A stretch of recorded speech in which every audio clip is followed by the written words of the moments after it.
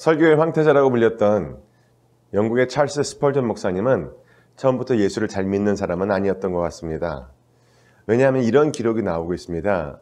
15살 때 폭풍우가 치던 밤에 비바람을 피하려고 교회를 들어갔다고 합니다. 근데 그 교회에는 유명한 설교자가 있는 것이 아니라 평신도 한 분이 성경을 읽고 거기에 대해서 아주 조금만 해설을 하고 있었다고 하죠. 그러나 뛰어들어온 15살의 소년을 보고는 이사야서 45장 22절의 말씀을 읽었다고 하죠. 땅의 모든 끝이여 내게로 돌이켜 구원을 받으라. 나는 하나님이라 다른 이가 없느니라. 이 말씀을 딱 하고 나서부터 그가 이 젊은 스펄전을 향해서 이야기를 했다고 합니다. 젊은이, 구원을 받을 곳은 한 분밖에 안 계시니까 그분을 바라보고 얼굴에 근심 걱정 어린 표정을 하지 말게, 이런 이야기를 했다는 것이죠. 그러나 이 말씀이 그를 변화시키는 계기가 되어졌다고 합니다. 같은 말씀이지만 반짝이는 말씀, 사람을 변화시키는 말씀이 있고 그렇지 않은 경우도 있을 수 있죠. 처음 듣는 말씀은 아니었지만 그날따라 그 말씀이 빛이 되어서 그의 마음의 어두운 부분을 쫙 비춰주면서 새로운 의미로 다가오게 되었다라는 이야기입니다. 오늘 본문 말씀에 반짝이는 돌들과 저주의 돌들이 나오게 되죠. 신명기 27장 말씀을 통해서 우리는 항상 생각을 해야 될 것입니다.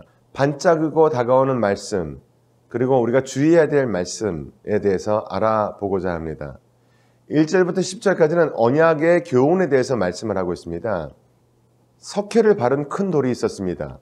큰 돌 위에 말씀을 새겨서 에발산에 놓아두고 돌단을 쌓아서 언약식을 체결하는 이유는 모든 백성에게 하나님의 말씀을 분명히 알게 하고 전달하는 데 그 목적이 있었습니다. 약속의 땅에 들어갔을 때 이스라엘이 해야 되는 가장 중요한 것은 올바른 예배를 드려야 됐던 것입니다. 올바른 예배는 반짝이는 말씀, 빛과 같은 말씀, 우리의 가슴을 울리는 말씀, 그 말씀을 통해서 이루어지게 되겠죠. 11절부터 26절까지는 언약의 위력이 무엇인가에 대한 말씀을 해주고 있습니다. 이스라엘 백성은 크게 두 무리로 나누어져서 한 무리는 에발산에, 한 무리는 그리심산에 있었어야 되죠. 그리심산은 축복의 선언을 위해서 있는 산이었고 에발산은 저주를 위해서 있는 산이었습니다. 레위 지파는 제사장 지파이고 예배의 중재자 역할을 했지만 그들도 다른 사람들과 똑같이 하나님의 언약의 조건에 지배를 받고 있었기 때문에 모든 사람들이 인식하는 가운데 하나의 지파로서 차이 없이 동참을 했었습니다. 저주에 관한 12가지 계명이 나오죠. 12지파가 이스라엘 전체를 대변하는 용어라면 12저주는 하나님의 백성으로서 살아가야 되는 모든 분야의 죄를 상징적으로 대변하는 총괄적인 의미라고 볼 수가 있습니다. 하나님의 심판은 삶의 영적인 전반을 평가하고 계시죠. 삶과 신앙의 분리는 있을 수가 없고 함께 맞물려서 가야 되는 것입니다. 그러면 오늘 우리가 이 말씀을 통해서 가져야 될 통찰력은 무엇일까요? 하나님의 백성들은 하나님의 말씀을 신실하게 따름으로 저주보다는 축복의 특징을 이루는 삶을 살아가야 된다는 것입니다. 오늘 여러분은 그리심산에 계십니까? 에발산에 계십니까? 무엇을 따라 살고 계십니까? 무엇을 축복이라고 여기고 있습니까? 우리에게 가장 큰 축복은 더 많이 가지는 것, 더 높아지는 것이 아니라 하나님의 뜻대로 살아가는 것입니다.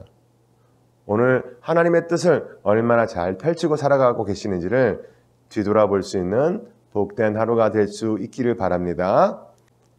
참고사항 말씀드리겠습니다. 이 율법의 모든 말씀, 신명기 내용 전체를 약속의 땅에 있는 돌에 새겼을 수도 있습니다. 그러나 그보다는 십계명의 형태로 율법을 요약해서 기록하는 것으로 명령을 수행했을 것입니다. 묵상하며 기도할 제목 말씀드리겠습니다. 하나님의 사람으로 온전케 하며 모든 선한 일에 행하게 온전케 할 수 있는 하나님의 말씀에 깊은 고민을 하시고 이해를 하시고 실천이 있는 삶을 살기 위해서는 어떻게 살아가야 될까?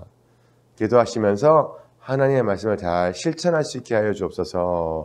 하는 기쁜 기도의 시간이 될 수 있기를 바랍니다. 성도 여러분, 오늘 우리의 인생 가운데 하나님의 말씀은 어떤 의미가 있나요? 여러분의 인생을 가장 복된 길로 인도하고 있나요? 그 확신이 있으면 좋겠습니다. 그 확신을 가지시기 위해서 다시 한번 말씀 가운데 들어오는 여러분들이 되시기를 주님의 이름으로 간절히 축원드립니다.